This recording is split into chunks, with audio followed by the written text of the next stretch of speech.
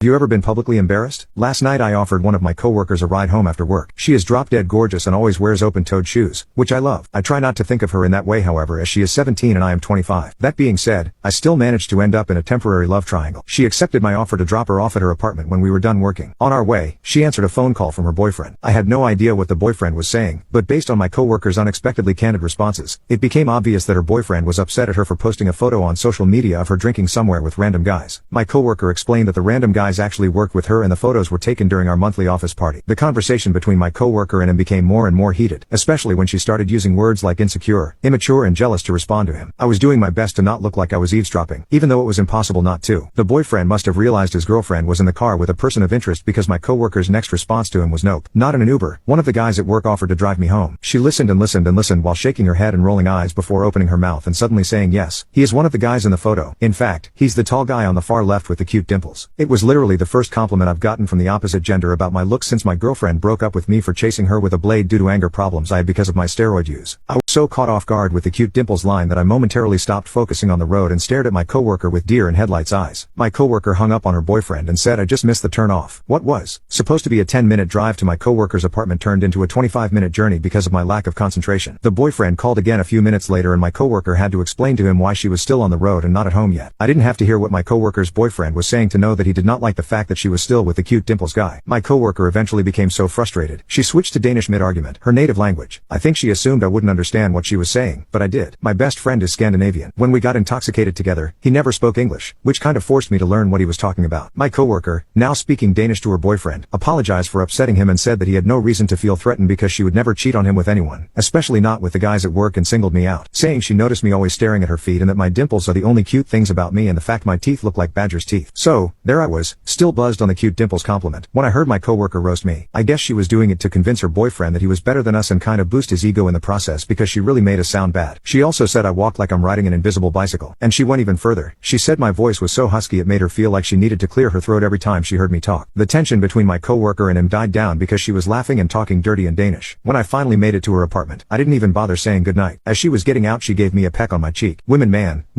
so caught off guard.